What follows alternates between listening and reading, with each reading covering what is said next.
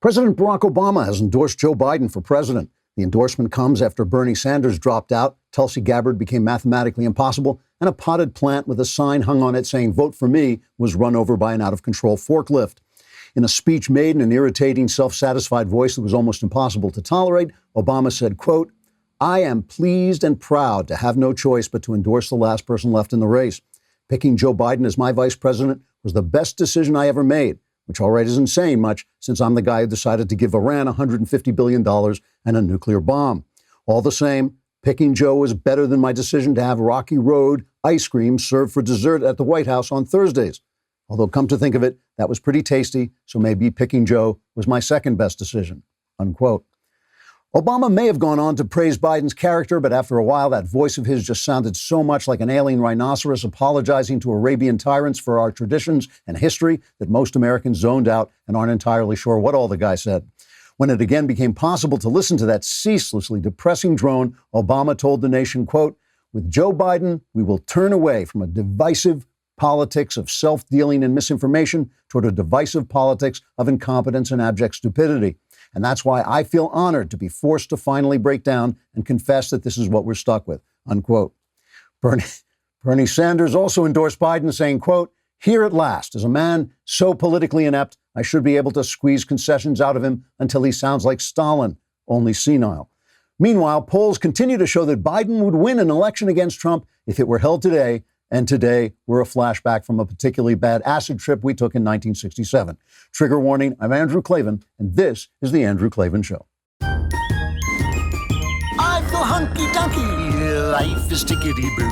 Birds are winging, also singing hunky-dunky-doo. Ship-shaped, ipsy-topsy, the world is zippity-zing. It's a wonderful day, hurrah, hooray! It makes me want to sing. Oh, hurrah, hooray! Oh, hooray, hurrah!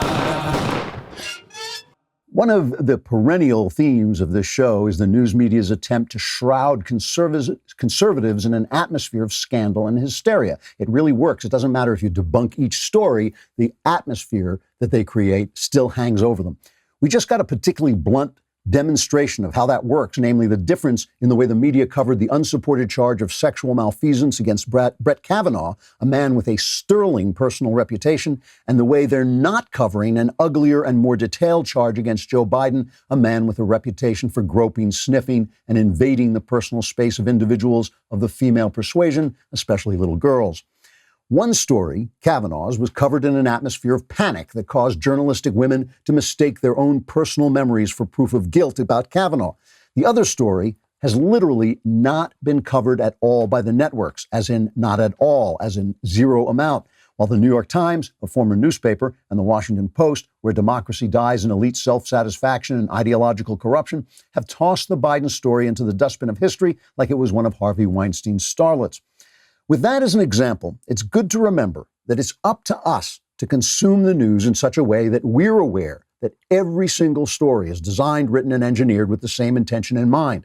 For instance, in reality, Trump's presidency has been scandal-free. It's been the opposite of Obama's. Obama's was called scandal-free while it was rife with scandal. Trump's has been called scandalous while it was actually scandal-free. There's not been a single scandal in this administration that involves the president himself. He hasn't been caught doing anything illegal. He hasn't damaged the Constitution. He hasn't done an end run around the law. You could almost say he was exactly what Obama wasn't.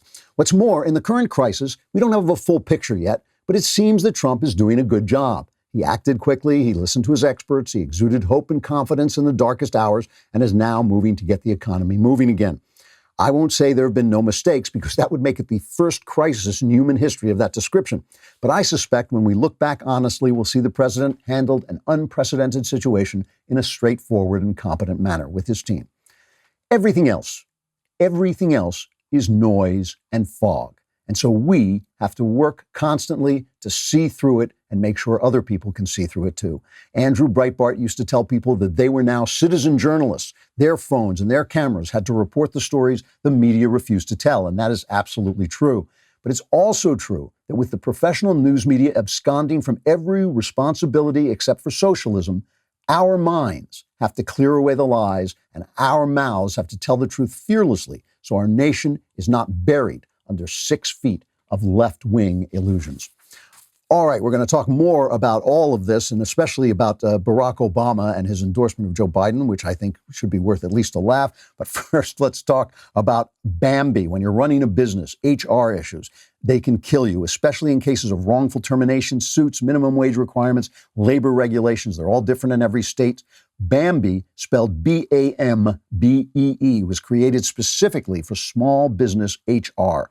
HR manager salaries aren't cheap. They're an average of $70,000 a year. But you, with Bambi, can get a dedicated HR manager, craft HR policy, and maintain your compliance, all for just $99 a month. That's a lot less. With Bambi, you can change HR from your biggest liability to your biggest strength. Your dedicated HR manager is available by phone, email, or real-time chat. From onboarding to terminations, they customize your policies to fit your business and help you manage your employees day to day, all for just $99 a month. Month to month, no hidden fees. You can cancel anytime. You didn't start your business because you wanted to spend all your time on HR compliance. Let Bambi help. Get your free HR audit today. Go to Bambi.com/Klavan right now to schedule your free HR audit. That's Bambi.com/Klavan. BAM to the BEE.com/KLA to the VAN. There are no E's in Klavan. There are no E's in Klavan. We have the mailbag coming up, so all your problems will be solved. That's so true. It is so true. You will sound just like that. Here's an example of what I'm talking about, the way things were covered. Donald Trump announced that he was defunding the World Health Organization, or as I call it, Dr. Who, because I think this guy, Tedros, is Dr. No from the old James Bond movie. Here is Trump making the announcement. Today, I'm instructing my administration to halt funding of the World Health Organization while a review is conducted to assess the World Health Organization's role in severely mismanaging and covering up the spread of the coronavirus. Everybody knows what's going on there. American taxpayers provide between $400 million and $500 million per year to the WHO. In contrast, China contributes roughly $40 million a year, and even less. As the organization's leading sponsor, the United States has a duty to insist on full accountability. One of the most dangerous and costly decisions from the WHO was its disastrous decision to oppose travel restrictions from China and other nations. So let's just read how the New York Times covered this, all right? The New York Times, a former newspaper that keeps telling us, no, we play it right down the middle. We play it straight. And I've been going after them all this week because they're so corrupt and they're powerful. This is their headline, criticized for pandemic response, Trump tries shifting blame to the WHO. That's their headline. The president said he would halt funding for the organization because it caused so much death in the way it, quote, pushed Chinese misinformation, though he himself effusively praised China's handling of the virus. This is the story. Recent polls show that more Americans disapprove of Mr. Trump's handling of the virus than approve. So on Tuesday, the president tried to shift the blame elsewhere. That is the way they reported this story. Now, meanwhile, the Associated Press reported late Tuesday night that leaked internal documents from China show that the president of China knew that the situation was dire and that the risk of transmission and spread was high by January 14th at the latest, the same day that the WHO downplayed the outbreak. The same day, the WHO tweeted, preliminary investigations conducted by the Chinese authorities have found no clear evidence of human-to-human transmission of the coronavirus. This is, meanwhile, the Chinese president, he knew. So that, this is the New York Times. This is the way anything Trump says, any word that comes out of his mouth, of course he should defund the WHO. They should learn that they cannot mess with us. They can't represent China. They've got to represent the good of the entire world.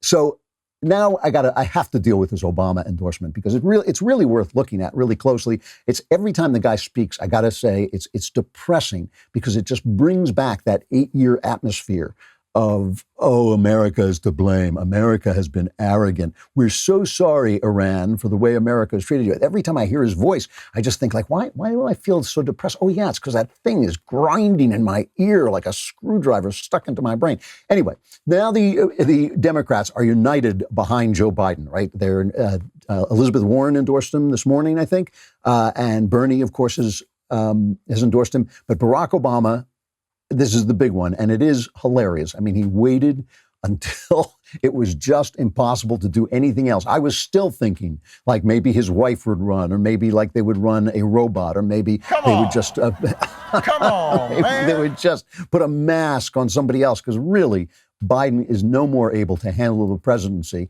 than he is to walk around, get out of a corner if he bumps into one. But that's the thing. We're no longer talking about Joe Biden. We're talking about a man who is going to be the container, the normal-looking container for the left wing's toxic leftism, their toxic socialism, the way they have been moved so far to the left. And that is what Obama is telling you. Obama is telling you that even he, as far left as he took the country, even he was not left enough, but now we have moved even further. This is cut one. If I were running today, I wouldn't run the same race or have the same platform as I did in 2008. The world is different. There's too much unfinished business for us to just look backwards. We have to look to the future. Bernie understands that, and Joe understands that. It's one of the reasons that Joe already has what is the most progressive platform of any major party nominee in history. Because even before the pandemic turned the world upside down, it was already clear that we needed real structural change. The vast inequalities created by the new economy are easier to see now, but they existed long before this pandemic hit. He was only a good vice president because he understood how to kiss Barack Obama's So here's what he's telling you. He's telling you that Biden won because everybody backed the image of Joe Biden, the centrist. Everybody backed the image of Joe Biden, the old-fashioned liberal from the old days, white-haired Uncle Joe. We all know him. We love him. As long as you don't get too close to him, ladies, he's a great guy. All right, that's why what we sold him to. But we don't want to lose the Bernie people, so don't worry, because in that Russian doll, when you open up the top of that Russian doll, Bernie is inside. You pull off the Biden head, but Bernie is inside. That's what he's telling you. And they have to say this because progressivism is progressive. That's why they call it that. It is like emphysema. It just keeps getting worse and worse. And it's not, the opposite of that is not a conservatism of stasis. It's not a conservatism that fights change. It's Burkean conservatism that changes for the times in keeping with our values, our old values, and our old laws. In other words, it uses the Constitution to change for the times instead of getting rid of the Constitution, which is what they want to do. Now listen to this. This is cut number 3 as he tells us what Joe is going to bring for us. Right now, we need Americans of goodwill to unite in a great awakening against a politics that too often has been characterized by corruption, carelessness, self-dealing, disinformation, ignorance, and just plain meanness. We're so mean. We Republicans, you're mean. You're mean, you Republicans. You won't give us everything. Now, remember when Donald Trump said America first? The news media went nuts saying, well, America first, that was a pro-Hitler movement, featuring Charles Lindbergh that didn't want to go to war with the Nazis because they were actually sympathetic with Lindbergh. So they said, keep America first, keep America out of the European wars. So when Donald Trump said America first, he must be a Nazi.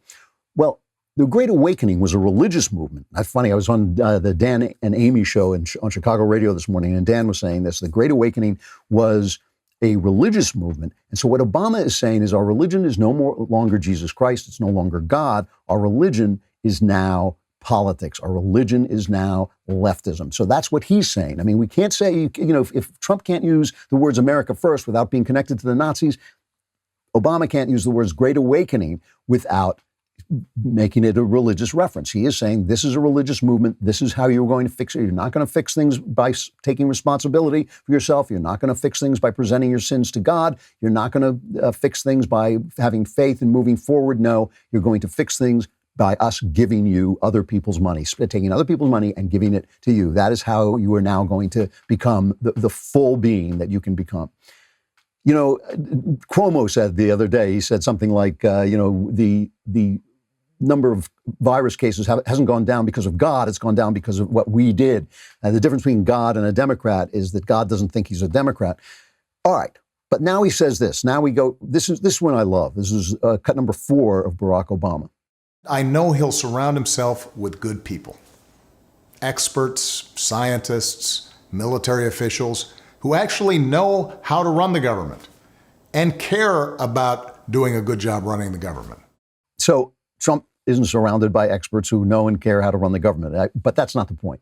The point is he's telling you, don't worry, Joe is just a hologram. We're talking about Joel-ogram. This is a Joel-ogram Biden. Joel-ogram Biden is going to sit there and be a three-dimensional figure, but he's not running the country. The experts are running the country. Now, remember how the experts ran the country. It's the experts who brought us the Iran deal, because if we just were nice to Iran, they were going to become part of the community of nations, right? It was the experts who brought us 1% growth by saddling our economy with Obamacare and all the other stupid stuff, the regulations and everything they did, so that they had to keep telling us what a great economy it was while we were looking at our dinner tables and saying, it's not. Well, I'm looking at my dinner table. I can see that I don't have food on the table. I can see I don't have a job. I can see I'm addicted to OxyContin. I can see my neighbors are dying of despair. They're dying of addiction. I don't care what you're telling me. As Donald Trump said when he looked out at one of his massive rallies, he said, if unemployment was what they said it was, this room wouldn't be filled. And that was exactly right. This idea, I mean, Obama used to say this. He would say, I wish I could lock myself in a room with the experts and solve the problem. But it's in this moment that we see that the experts don't solve the problem. I have been very respectful of Dr. Fauci. I think he actually does a good job, and I actually think he says things that are true that get reported as if they weren't true. But he ain't running the country. He doesn't make the decisions. Trump has got to listen to him. He's got to listen to his economic advisors. He's got to listen to his critics. He's got to listen to his friends. Yesterday, he introduced a committee, an advisory board, to talk about reopening the country. And he read off this long, long list of all the businessmen. There were people who liked him, people who didn't like him. There were critics. He's the guy who's got to make the decisions. As George W. Bush said, he's the decider. He is the guy who makes the decisions. So all these experts, all these things, they're telling us that we don't really need Joe Biden. We just need Joel-ogram Biden. We just need make-believe Joe Biden, because we can all see what he is. We can all see the guy isn't there anymore. That is absurd, but it is in keeping with Obama's idea that the people have got to get out of the way. This democracy thing has got to stop. This idea that individuals can make their own decisions, that's not the way it is. We all should be living the life of Julia, which is now impossible to find on the internet. But it was that video that Obama made in which he showed you how each step of your life was going to be cared for, cushioned, and controlled by the government, and oh, how happy you would be. Noam Chomsky, I don't know if you know Noam Chomsky. He is one of the true left-wing lunatics. Here's what he said about the Bernie Sanders campaign, cut 5. It's common to say now that the Sanders campaign failed. I think that's a mistake.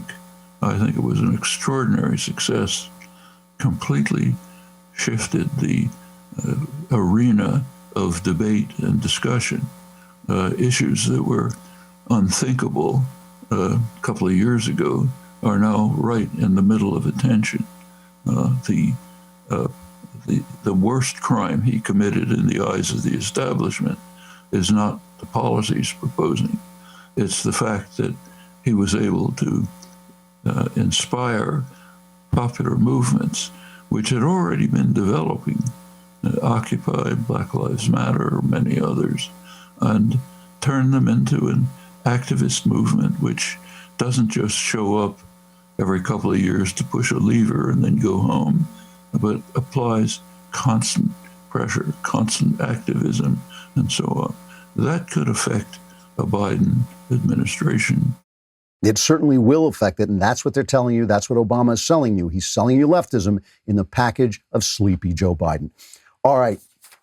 Let's take a look. You know, if you thought rockauto.com was fun to say before, and if you thought rockauto.com was a good service, well, right now, rockauto.com is a godsend. It is really even better than it was before, because if you need a car part, what do you not want to do? The first thing you do not want to do is go to the car part store and wait online with the other car part people if the car part store is even open. But rockauto.com is open, and it's still just that much fun to say. RockAuto.com has a unique catalog that's remarkably easy to navigate. You can get anything you need for any car you needed. Brake parts, tail lamps, motor oil, even new carpet.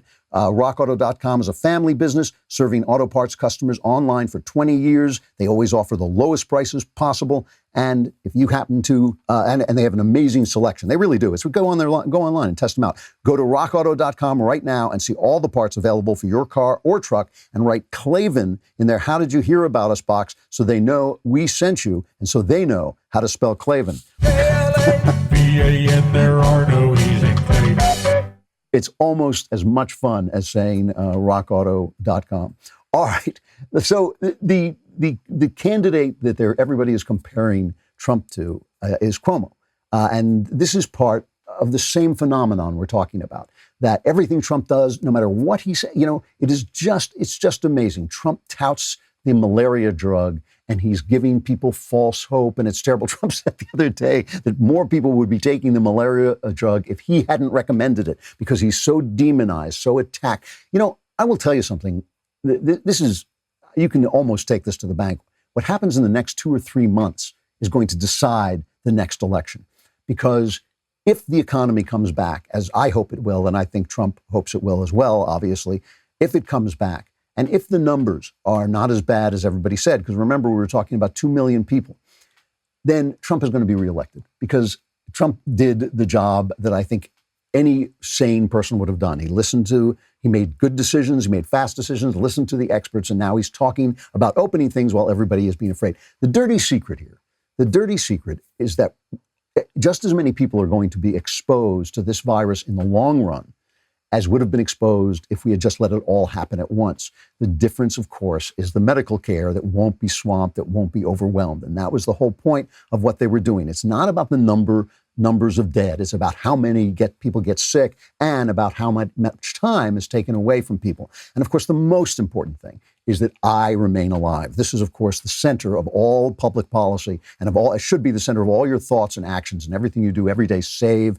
the Klavan. You should wake up thinking that. You should go to bed thinking, save the Klavan. It doesn't matter. Obviously, if everyone else dies, they can all come back to life because they only exist in my imagination. But once I'm gone, that's it. We're all done. So the thing is, in the same way they have covered Joe Biden, like, Michelle Goldberg, who is like the most ferocious, she's in Knucklehead Row, the op-ed page of the New York Times, a former newspaper. Michelle Goldberg, during the Kavanaugh thing, was everything they say exposes everybody. Everybody's guilty. Every man who ever lived is gay. Now she's got a headline, "What to do with Tara Reade's allegation against Joe Biden." And suddenly all the flaws in Tara Reade's discourse about Joe Biden, they all loom large, where all the flaws in Christine Blasey Ford's narrative about Kavanaugh, they just didn't exist. Those things didn't exist. The fact that nobody backed her up, none of that existed. So the same way they cover her differently is the way they covered Obama for 8 years, as if he were the second coming, and the way they're covering Cuomo, who really did make a lot of mistakes. I mean, it's really fascinating to me that, let's take a look at how the media, this is cut number 9. Let's take a look about how the media has been playing Cuomo's handling of the virus. How would you contrast Cuomo and President Trump's handling of the crisis? Truth versus mendacity. Governor Cuomo out there day after day after day, everything Trump isn't. Honest, direct, brave. Real leadership of the kind the President of the United States should have provided. Governor Cuomo is clearly living in a totally different reality, the actual one, than the President of the United States. Governor Cuomo has become a national leader. For a lot of people, Andrew Cuomo has become the leader of the Democratic Party. He is conveying incredible strength. You spoke to National Guard troops today in a stirring speech that, if I wasn't listening carefully, I thought you were sending soldiers off to war. This has been a remarkable show of leadership by Governor Cuomo in recent days.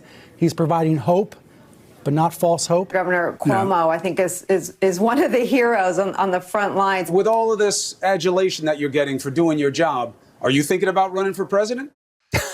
That's his brother, Chris, interviewing, who took back everything he said, by the way. Took back the whole thing about how he hated working at CNN. I guess his fever cleared up. But that's from our friends at Media Research Center. So the unbridled Cuomo worship. This is a guy who I said is under a shadow in his home state. The Buffalo Billions thing is something that I've been, getting some information on.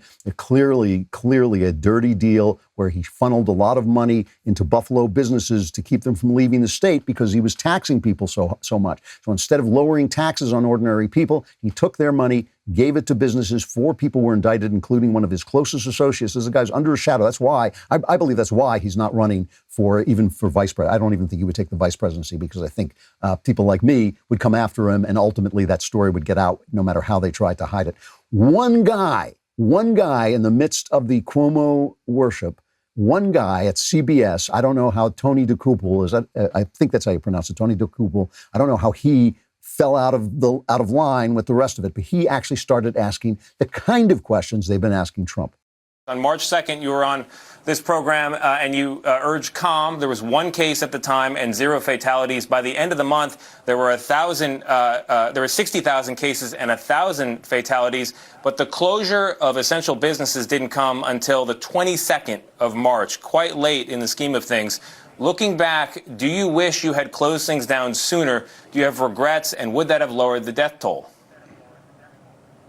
Yeah, I think it's the exact opposite factually. I don't think you'll find another state that moved faster than New York. The question is not whether you move swiftly. Just in your mind, I know this is heavy. This weighs heavily on your conscience. Do you wish, in retrospect, with hindsight being 20/20, that you had closed things down sooner? Former CDC Director Tom Frieden said 80% reduction in fatalities if the closure had come just a week or 2 earlier. So I'm asking you for a bit of reflection.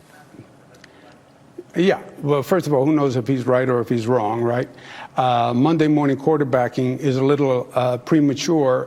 Now, here's the funny thing. I agree with Cuomo on this. Monday morning quarterbacking is premature, but it hasn't stopped them from doing it again and again and again to Trump. And this is the New York Times front page every single day. He was late. He said this. He said that. We do not know. We do not know yet.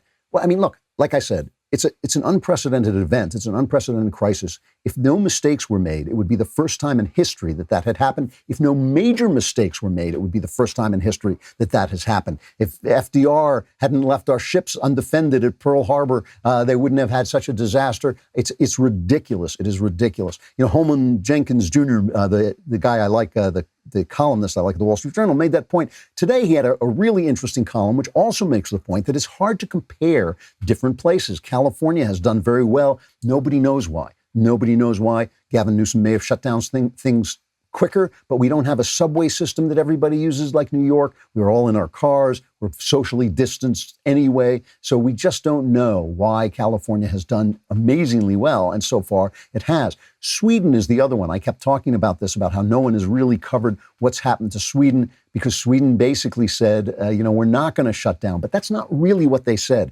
Holman Jenkins makes this point that Sweden is a high trust society. It's a very homogenous society that has an extensive welfare state and a competitive economy because they trust one another not to abuse the welfare state. Why? Because they're all named Sven. They're all the same person. They all look alike. They all talk alike. They're just, everybody's the same guy. So nobody is going to distrust anybody to misuse the welfare state. We live in a country that is a big, sprawling, multi-ethnic, crazy world where, I think in Queens, he says they speak something like 800 languages in the New York borough of Queens. We don't trust each other that much. We shouldn't trust each other that much because we don't know each other as well as they do in Sweden. So they did something different. They said, we trust you to take care of yourselves. We trust you, your businesses, to act well. We trust you to social distance. They didn't have to have all the draconian laws. The laws have only gotten draconian where Democrats have gotten out of control, but still, they didn't have to have things like that. And in the end, their healthcare system is holding up better for those reasons. And so they didn't have to flatten the curve as much. So they're being honest. They're saying everybody's going to get it eventually. Let's get it over with. we're trying to flatten that curve, but still, we're all going to be exposed to it, except, of course, for me, because I'm coming out last. That's the important thing, because we have got to save the Klavan. All right. Raycon, I test all our stuff, all the sponsors. I test them out or look through them or have somebody test them out if they're not the kind of thing that I would normally use. Raycon, I've been doing a sheltering in place test because I've got them in different rooms. I've got my Raycon. Raycon are earbuds. They are wireless earbuds. And obviously, there's another earbud that everybody uses. I have those too. And because they're in different rooms, sometimes I've been using Raycon and sometimes I've been using the leading brand, we'll call them. Raycon is better. Raycon is better. I'm testing them. They are just better. They're more comfortable. You can change them. They're adaptable. If your ears have a funny shape like mine, my ears don't fit the normal earbuds.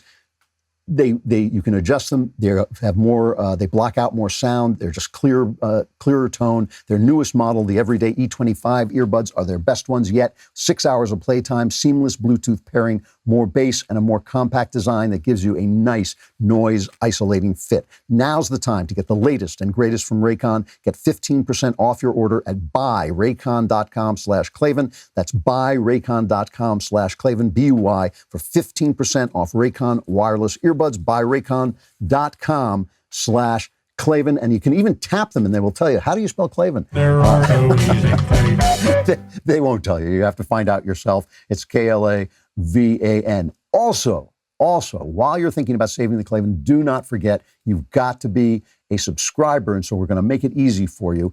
If you become a Daily Wire Insider Plus or All Access member, we will not just send you one of these marvelous leftist tears tumblers. No, siree, Bob. We will send you two for the price of one. And and if you guys who are already members feel a little jealous, we have a deal coming up for you as well. Obviously, Daily Wire members get all the great stuff, not just two of these babies, but you also get an ad-free website, all 3 hours of Ben Shapiro's show, and access to the Mailbag, where all your problems will be solved. Become an Insider Plus or All Access member and double your tiers with two leftist tears tumblers. Go to dailywire.com/subscribe to get started and get 10% off with promo code Klavan. That's dailywire.com/subscribe, coupon code Klavan. How do you spell it? How do you spell it? There are no easy Klavan. Where are you guys when I need you? All right, come to dailywire.com, subscribe, and get your two leftist tears Tumbler Mailbag coming up.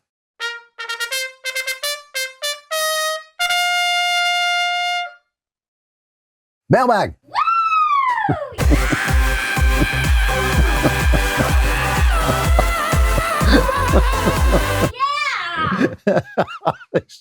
This place, everybody I think is going just a little bit insane. All right. From Amy, dearest Mr. Klavan, I'm 29 years old. I've been happily married since September. Congratulations. My husband and I are very excited to start a family. We'd like to have 3 or more children. After a recent trip to Thailand, we were advised to wait 3 months before trying to conceive, and that is coming to an end. We have a good situation. My husband is working. I can stay home. I'm not asking your we don't know if we should wait due to the pandemic or start trying because I've heard that prenatal care and potentially delivery might be more difficult with the healthcare system overwhelmed. I'm not asking your medical opinion. I'm asking from a faith perspective. My husband and I are both Christians and believe that we are called to be fruitful and multiply. I somewhat have the feeling that saying no to trying to conceive right now is me not trusting God to protect and provide for us. Am I completely crazy? P.S. Thank you for your show. You are a huge part of what brought me back to being a Christian and returning to church after not attending for 10 years. My husband has been a huge fan too, ever since I introduced him to your show almost 3 years ago when we first started dating. That's really nice to hear. I really appreciate your letting me know that, and that makes me feel great. No, you're not being completely crazy, but no, God does not want you to do dangerous things just to show that you trust him. That God is not a fairy godmother who, like, you can jump out of an airplane without a parachute and he's going to waft you to earth. You know this, I think, in your heart of hearts. You know that this is not the way our trust in God manifests itself. Our trust in God manifests itself in the sense that we act in the knowledge that he has got our back even after death. And so we don't behave necessarily in our own best interests immediately. We act in our own best interests over an eternal spectrum. All things work for the good to those who love God, not each thing working for the good. So no, God wants you to take care of yourself. He wants you to be careful. What I would suggest you do is have a teleconference with a really good OBGYN and ask him or her, what's the situation where you live? It's different, obviously, if you live in Manhattan or if you live in Manhattan, Kansas. Those are going to be two different scenarios. And she might say to you, hey, no, go ahead. Most of pregnancy treatment is just encouragement and making sure everything's okay. People have been getting pregnant for a long time. It's the delivery. 9 months from now, I think you're going to be able to go and deliver your baby. But I don't know. Go ask an OBGYN. God wants you to take care of yourself and your baby, and is not asking you to trust in some kind of magic protection shield that he supplies. So, ask a doctor. I'm sure you can get a teleconference consultation, and she will tell you what her best idea is and give you a good sense of what you can do. From Andrew, dear Andrew, Save the Klavan, I've been listening to you for the past few years and appreciate and identify with your perspective more often than those other knuckleheads over there. You have an uncanny ability to see through the fog of confusion created purposely by the media. Do you believe it's possible that there are oligarchic influences in the media's distortion of the news? Or is that just a conspiracy theory garbage? Do you think it's possibly the case? What do you think the general public can do about it when our media and journalists seem to be owned by those same oligarchic entities? I don't think it's a conspiracy. I think that that's the wrong way to look at it. I think it's self-interest manifesting itself, and unfortunately, a fever of elite disdain and disrespect for the people. This is what happens in some societies at certain times. It doesn't happen all the time, right? It used to be, take Hollywood, a good example. It used to be that the people in Hollywood made movies for people that were not like them, right? Artists and eccentrics and Jewish people and people who were not like most of America made movies for most of America. It was in their business interests. It was how they conceived of their job, to entertain the people. Today, they preach to America. They tell America, you're a bunch of idiots. Stephen Colbert comes on and says, half of you are idiots. I'm the one who knows best. I'm a comedian. If I were, who are you going to trust? Your own ideas or the ideas of a comedian? I'm a comedian. That makes me an expert in politics and human understanding. And so I'm going to tell you, and every movie you go to is going to preach to you. And if there's a religious person in it, he's going to be molesting children. And if there's a Republican, he's going to be corrupt. And I'm going to show you the world. That's the way Hollywood has changed. And that has to do with there being a lot of money, the money coming from different countries instead of all coming from box office, the money coming from different sources. So that's what you're seeing. What you're seeing with the news media is you're seeing people who are educated in a socialist system. They're surrounded by other people who are educated in socialist systems. They're employed by people who run multinational corporations, huge corporations, which are helped by big business, because big business quashes small business because they create so much regulation and red tape that small businesses can't get started. And when they do get started, they get killed. So what you're seeing is self-interest playing out more than conspiracy. Once that system is in place, you do have guys like George Soros who are sitting around rubbing their hands together saying, oh, if I put some money here, this will help that system go along. And that becomes kind of conspiratorial. But what you have to do is, listen, I've been beating this drum for as long as I can remember, but it doesn't make a difference. If Republicans and conservatives, especially if conservatives don't get into media, if they don't get into entertainment, if they don't get into the news, real news, not just opinion news, if they don't pay for the kinds of reporters it takes to go in and get the story, we lose. That's the way it works. And those of us who are ordinary people need to turn off certain, we need to not listen to NPR. We need to fight back. We need to make sure that we're willing to speak the truth, even if it gets us in trouble with our bosses and HR. We need all of us to be citizen journalists and all of us to be citizen heroes and make sure that this tide of leftism is pushed back and pushed back against, because otherwise they win. It's that simple. From Colin, dear Andrew, Lord of the Multiverse, thank you for using my correct title. I just finished watching all of Another Kingdom and it was terrific. I wanted your opinion on whether or not Another Kingdom could be made into a video game. I was just having this conversation with the God King, Jeremy Boring, who said he thought it would make a great video game. I think it would make a great video game. I think it would make a great TV show. I'm so toxic that I think basically it's going to have to wait till after I'm gone and my kids can rake in the big dough by selling it. But I think that it would make a terrific video game, just the two worlds and the differences in the gameplay in the two worlds and the ideas in it, I think would really work well as a video game. I think it would just make a great TV show. And whether that's going to happen or not, I can't say. From Clayton, dear destroyer of ease, teller of truths, and priority number one in the COVID protection campaign. Absolutely.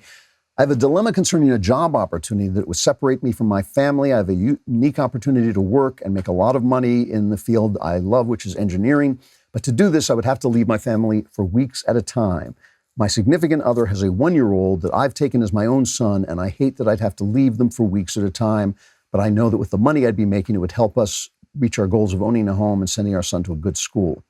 It would not be permanent, but it would be a couple of years. And what I'm asking is it worth the sacrifice of time with my family for a more secure future? Or is the time spent raising my son literally priceless? Additionally, my significant other is very supportive of whatever I choose to do, and we have spoken at length about the options.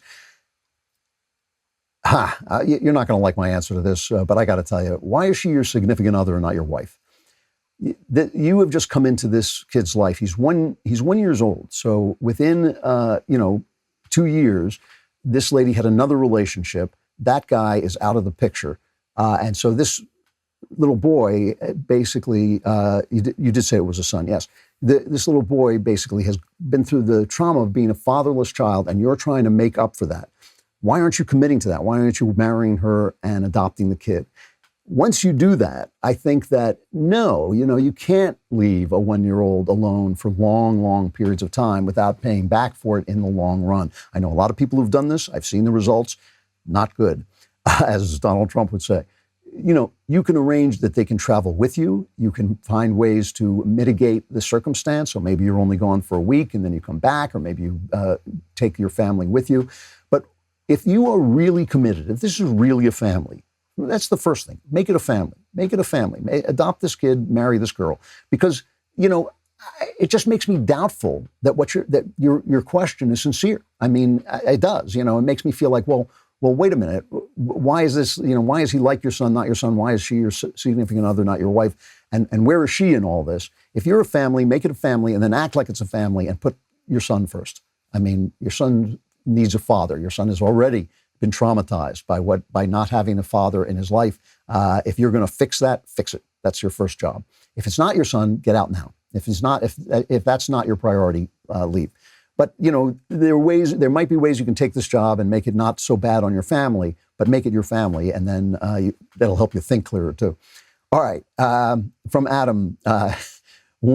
Big fan. One thing I particularly love about your show is that I tend to disagree with you more than I disagree with the other Daily Wire hosts. That tells me that you've got thoughts and ideas that I hadn't already considered. That's very smart.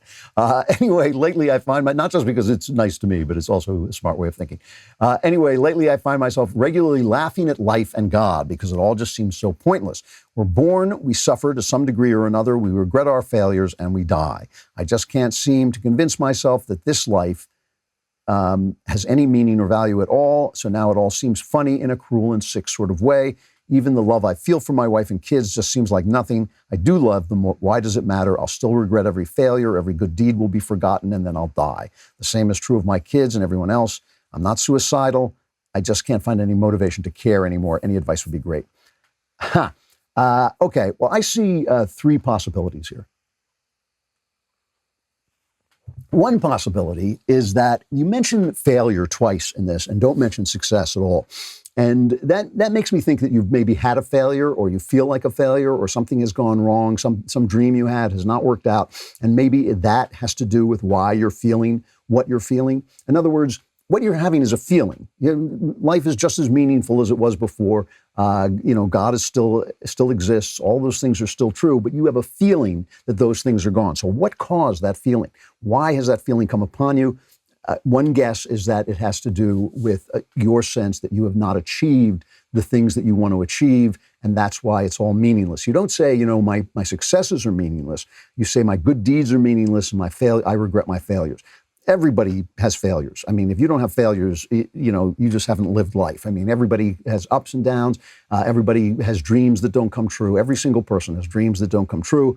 And these are part of the things that teach you about life and help you to get the right priorities in life. Because if you trust to the things that go away, if you trust to the things that decay, if you trust to the things that are in other people's control instead of your own, you're ultimately going to be happy and you're going to wind up feeling like you're feeling. So that's the first thing. Find out why you feel the way you feel. The other thing is I wonder how old you are, because there comes a point, especially in men's lives, where they have a midlife, they call it a midlife crisis. I had one. I didn't think it was a crisis at all. It was very restorative. But one day, literally one day, it was like becoming a teenager. One day I woke up and suddenly the thing that I had given my life to, I couldn't understand why I was doing it. I've been a fiction writer all my life. I suddenly thought, what is the point of this? I immediately identified it as a midlife phenomenon. And I immediately said, okay, fine. Let me, reinvent myself. Let me find out new things. I did a couple of midlife things. I got a fancy sports car. I learned how to fly a plane. I did all these things that kind of made my midlife exciting and different and interesting, and navigated my way back to meaning. And that's what I did. So that may be something that's happening to you too. I don't know. The third thing is this. You talk about your love of family, and then you say that you believe in God. Why is that connection not working for you? I mean, is it a good family? Is it a family that nourishes you? Is it a family that you nourish? Do you pay attention to God? Do you talk to God? Do you interchange with God? Do you find out what God wants for your life? Are these things that you are actually tending? Is this a garden that you're tending? Or you're just kind of leaving it out there and saying, yeah, I love my family, love God, whatever, and letting that garden get filled with weeds, and then wondering why there's no crop to bring in. So those are three things that you might want to look at. But remember, the first one really covers all of them, is that this is a feeling you have. You have this feeling for a reason. Life is deeply, deeply meaningful. It is meaningful whether there's a God or not. It just has different meanings, whether there's a God or not. Life is a deeply meaningful, deeply important, deeply urgent thing. You should be living it. You have a feeling that that's not true. Find out where that feeling comes from, and that will solve your problem. I got to stop there. That's it. I'm out of time. But we will come back. Some of these questions I will hold over till next week, and then we'll also have new ones. So all your problems will be solved yet again. I'm Andrew Klavan. This is The Andrew Klavan Show.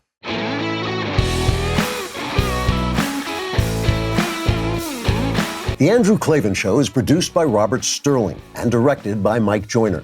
Executive producer, Jeremy Boring. Technical producer, Austin Stevens. And our supervising producer is Mathis Glover. Assistant director, Pavel Wydowski. Edited by Adam Sayevitz. Audio mixed by Robin Fenderson. Hair and makeup is by Jesua Alvera. Animations are by Cynthia Angulo. Production assistants, McKenna Waters and Ryan Love. The Andrew Klavan Show is a Daily Wire production. Copyright Daily Wire 2020. A new study shows Americans are worried, but they're not worried primarily about the coronavirus. They're worried about something that poses a far more imminent risk to their lives and livelihoods. As the backlash against our national lockdowns begins to brew, the response from mayors and governors separates the politician wheat from the politician chaff. Then Joe Biden gets a major endorsement now that there's no other choice, and the New York Times goes into full damage control mode to cover for grab-happy Joe Biden. All that and more. Check it out on The Michael Knowles Show.